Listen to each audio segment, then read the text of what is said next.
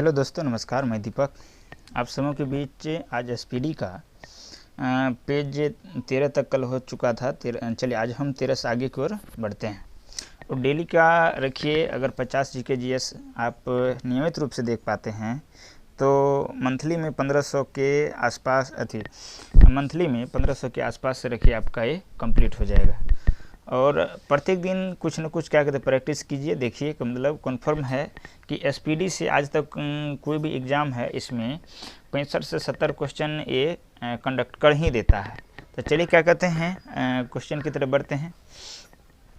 पहला प्रश्न है दोस्तों, कह रहा कि जब कोई वस्तु है ना, जब कोई वस्तु चंद्रमा से पृथ्वी पर स्थानांतरित की जाती है तो क्या होता है। कोई वस्तु चंद्रमा पर है, उसको पृथ्वी पे ले आना है तो चंद्रमा पे कम भार होता है, पृथ्वी पे ज़्यादा होता है। इस प्रकार से पृथ्वी पर उसका भार क्या होगा, बढ़ जाएगा। क्या होगा, पृथ्वी पर उसका भार बढ़ जाएगा। चलिए अगला क्या कहते हैं प्रश्न की तरफ चलते हैं। जी की इकाई है ना, जी की यूनिट क्या होती है ना। तो चलिए न्यूटन वर्ग मीटर प्रति किलोग्राम ये होती है। अगला बढ़ते हैं, करा कि एक वस्तु का वजन सबसे अधिक कहाँ पाया जाता है। तो ये हो जाएगा ध्रुव पे। कहाँ पाया जाता है, ध्रुव पे। एक पीढ़ी से दूसरी पीढ़ी में आनुवांशिक सूचना का स्थानांतरण पूरा किया जाता है किसके माध्यम से। ये हो जाएगा डीएनए के माध्यम से, है ना। इसको हम पेरेंटल गुण के माध्यम जानते हैं जो स्थानांतरित होता है। अगला, उच्च तापमान किसके द्वारा मापा जाता है ना। तो ये हो जाएगा पैरोमीटर। गतिज वस्तु में क्या होती है, तो गतिज ऊर्जा होती है। सबसे कठोर धातु कौन सा है, तो ये हो जाएगा प्लेटिनम। अगला देखते हैं, दूर की वस्तुओं को देखने के लिए किस उपकरण का उपयोग किया जाता है ना। ये क्या कहते हैं, दूरबीन का उपयोग करते हैं। किसका करते हैं, दूरबीन का उपयोग करते हैं, बाइनोक्यूलर कहा जाए। अगला, बेरोमीटर का क्या उपयोग है ना, अर्थात वायुमंडलीय दाब मापने के लिए किसका उपयोग करते हैं, तो बेरोमीटर का। बेरोमीटर का क्या उपयोग है, तो ये हो जाएगा वायुमंडलीय दाब को मापने के लिए। अगला है, जल का आयतन सबसे कम कब होता है ना। तो इसका हो जाएगा क्या कहते हैं 4 डिग्री सेंटीग्रेड तापमान पर। 4 डिग्री सेंटीग्रेड तापमान पर न्यूटन गति की कौन सा नियम जड़त्व का नियम देता है। ये हो जाएगा प्रथम। क्या हो जाएगा, प्रथम। अगला देखते हैं, द्वितीय न्यूटन गति के दूसरे नियम से बल की परिभाषा बल का फार्मूला प्राप्त होता है, F = ma। अगला देखते हैं, करा का अल्फांसो है ना क्या है। तो ये देखिए आम का एक प्रकार है। क्या है, आम का एक प्रकार है। गति के नियमों की खोज किसने की थी, तो ये हो जाएगा न्यूटन ने। किसने होगा, न्यूटन ने होगा। इन्होंने 3 गति का नियम दिया था। इससे हर एक के एग्जाम में एक क्वेश्चन देखने के लिए मिलता है। चलिए अगला देखते हैं, सबसे हल्की धातु कौन है ना, हल्की। तो ये हो जाएगा लिथियम। कौन हो जाएगा, लिथियम। और इसी में एक क्वेश्चन पूछा जाता है कि किस धातु को हम चाकू से आसानी पूर्वक काट सकते हैं, उसमें सोडियम आएगा। अगर सोडियम ऑप्शन में ना दिखे तब हम लिथियम देंगे। अगला प्रश्न की तरफ बढ़ते हैं, करा कि पौधे का कौन सा अवयव प्रशोषण का कार्य करता है ना। तो ये हो जाएगा पत्ती। क्या होगा ये, पत्ती। अगला देखते हैं कि छोटे बच्चों में ऐंठन मरोड़न होने का क्या कारण है ना। करा कि छोटे बच्चे में ऐंठन मरोड़न होने का डैश की कमी होता है। किसके कारण कमी से होता है ऐंठन मरोड़न, इनका हो जाएगा विटामिन B6। क्या होगा, विटामिन B6। अगला देखते हैं, पोर्टलैंड सीमेंट प्रमुख संघटकों में शामिल है ना। पोर्टलैंड सीमेंट में ये कौन कौन से संघटक है ये बताना है। तो ये हो जाएगा लाइम हो जाएगा, सिलिका हो जाएगा, एल्यूमिना हो जाएगा। चलिए अगला देखते हैं, इंसुलिन स्रावित होता है कहाँ से, तो पेनक्रियाज से। कहाँ से होता है, पेनक्रियाज से। चलिए अगला प्रश्न की तरफ बढ़ते हैं। इसमें करा सबसे पहले प्रयोगशाला में बनाए जाने वाला कार्बनिक यौगिक क्या था। ये हो जाएगा यूरिया। क्या हो जाएगा, यूरिया। अगला है, ग्रह सूरज के चारों ओर घूमते हैं, इसका क्या कारण है, गुरुत्वाकर्षण बल। क्या कहे, गुरुत्वाकर्षण बल। अगला प्रश्न की तरफ बढ़ते हैं, करा कि लेड भंडारित बैटरियों में कौन सा अम्ल प्रयोग किया जाता है, सल्फ्यूरिक अम्ल है ना, H2SO4। क्या होता है इनका आणविक सूत्र, H2SO4 होता है। चलिए अगला देखते हैं, करा कि प्रकाश संश्लेषण के दौरान प्रकाश ऊर्जा रूपांतरित होता है किसमें, तो प्रकाश ऊर्जा ये होता है रासायनिक ऊर्जा में रूपांतरित होता है। कोण की इकाई क्या होती है, तो ये हो जाएगा रेडियन। क्या होगी, रेडियन। चलिए अगला प्रश्न की तरफ बढ़ते हैं, क्रायोजेनिक इंजनों का प्रयोग में है ना, क्रायोजेनिक इंजनों का प्रयोग किस में होता है ये बताना है, तो रॉकेट प्रौद्योगिकी में, है ना।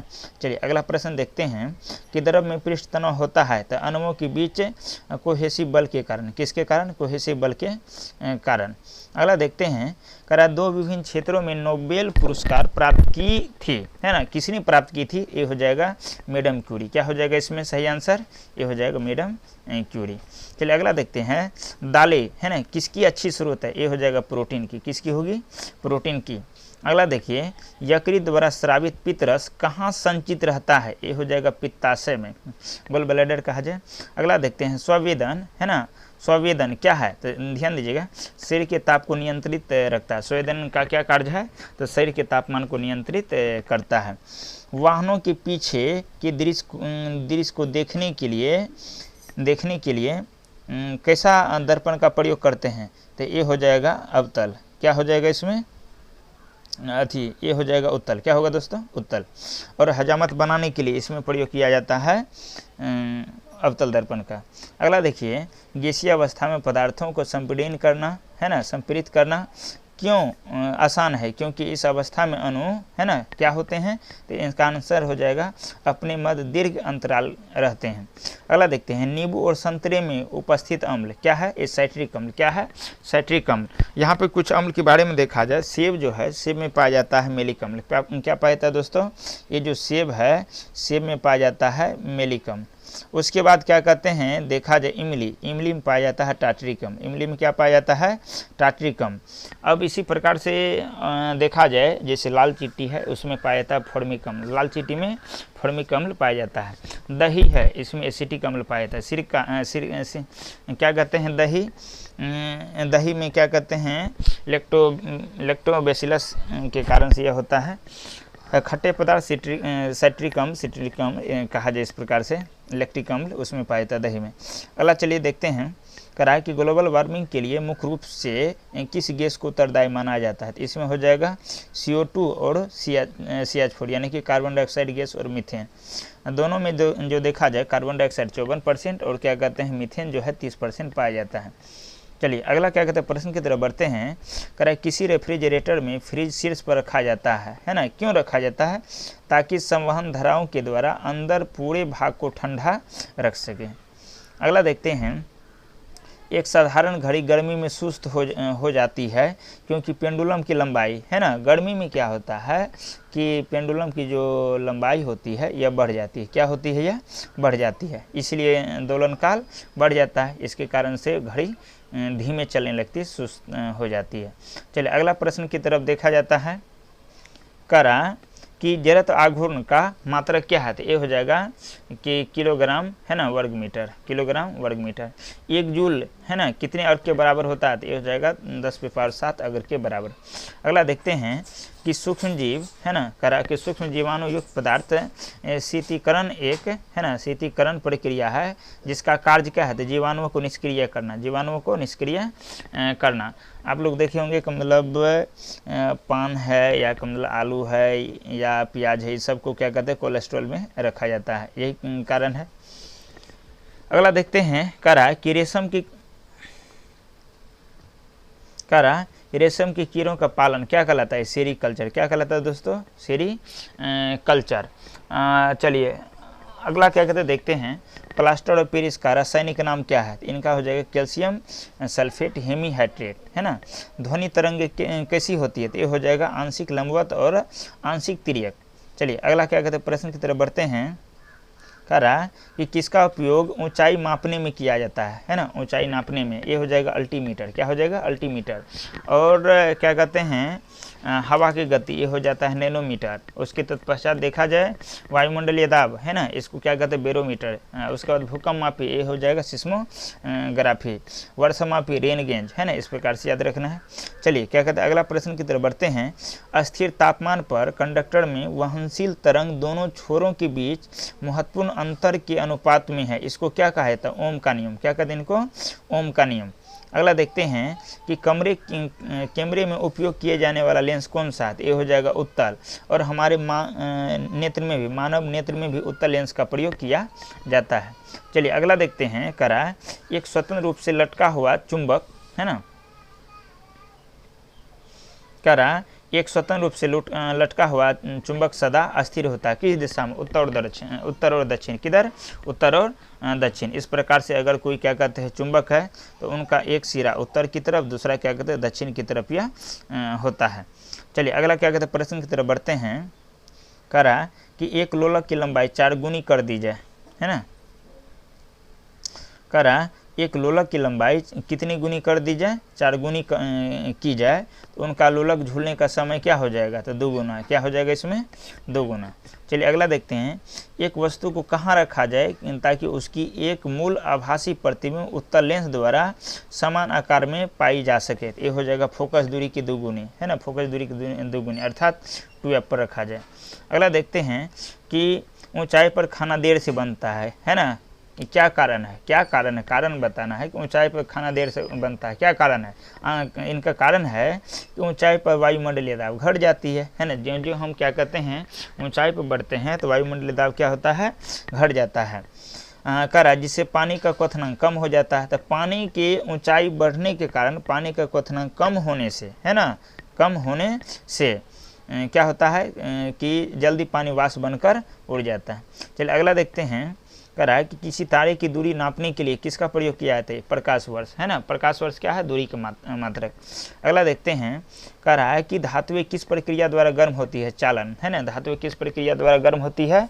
तो चालन।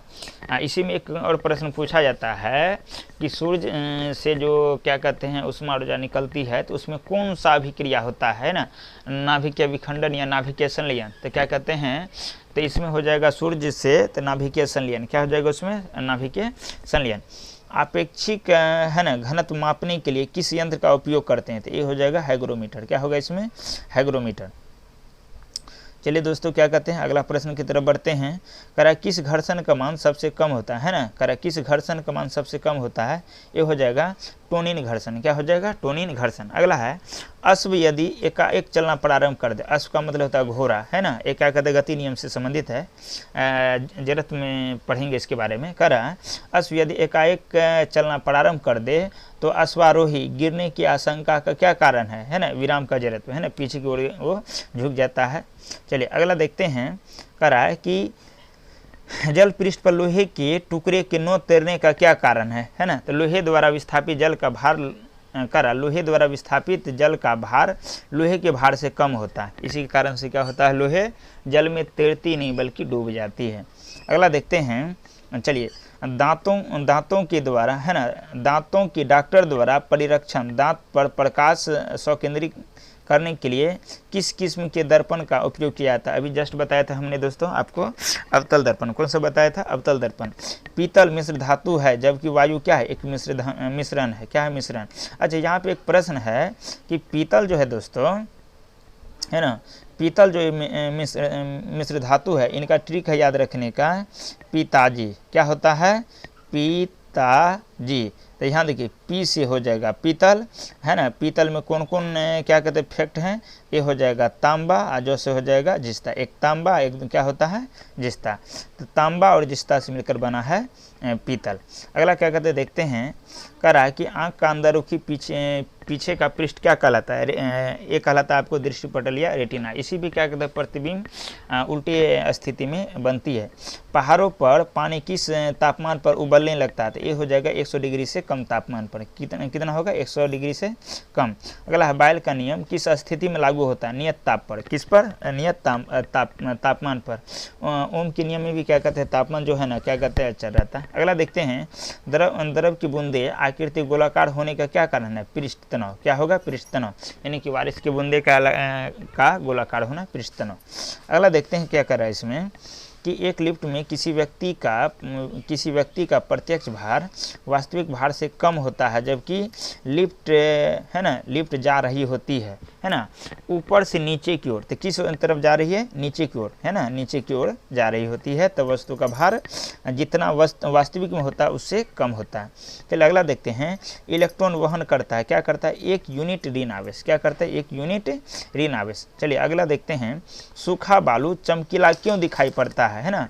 ये क्या कहते हैं? प्रकाश के परावर्तन के कारण। किसके कारण? प्रकाश के परावर्तन के कारण। और प्रकाश के अपवर्तन के कारण से क्या होता है कि रेगिस्तान में जल दिखाई पड़ता है, पानी जैसा प्रतीत होना।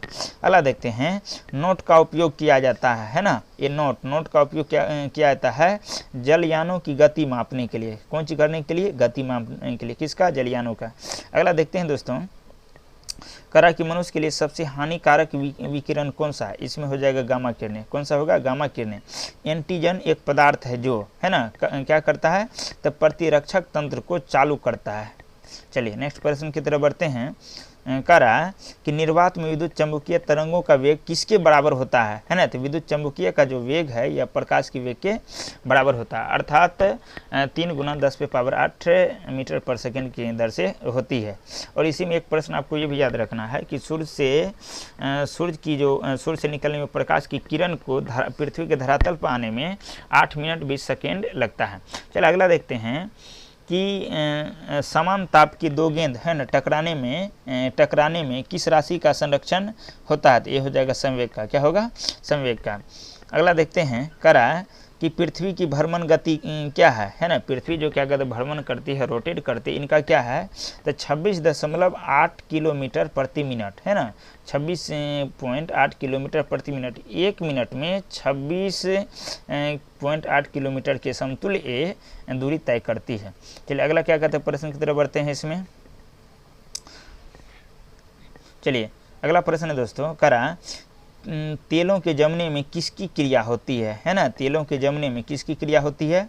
तो असंतृप्त तेलों का उत्प्रेरक की उपस्थिति में हाइड्रोजनीकरण के कारण। चलिए अगला देखते हैं। कुछ भौतिक राशि का है ना, किस भौतिक राशि का मात्रक होता है? टेस्ला, है ना, ये बताना है। तो ये हो जाएगा चुंबकीय क्षेत्र। क्या हो जाएगा दोस्तों? चुंबकीय क्षेत्र। अगला देखते हैं क्या करा है। किसी घड़ी की लोलक की लंबाई बढ़ाई जाए, है ना, तो लोलक की लंबाई बढ़ाई जाने पर क्या होगी? तो अवधि बढ़ती है और घड़ी पीछे की ओर हो जाती है, यानी घड़ी स्लो चलने लगता है। रॉकेट किस सिद्धांत पर कार्य करता है? ये भी क्या कहते हैं? बहुत भी है दोस्तों। इनका हो जाएगा रैखिक संवेग का संरक्षण, है ना, संवेग संरक्षण के सिद्धांत पर। चलिए अगला प्रश्न की तरफ बढ़ते हैं कि एक बार, है ना, एक बार किसके क्या कहते हैं बराबर होता है? तो 10⁵ पास्कल के, 10⁵ पास्कल के। तो दोस्तों इसमें क्या कहते हैं? पास्कल किसका मात्रक है? तो ये हो जाएगा दाब का। और न्यूटन ये हो जाएगा बल का। एम्पियर विद्युत धारा का। इस प्रकार से प्रतिरोध क्या है? मात्रक ओम, है ना। चलिए आगे देखते हैं।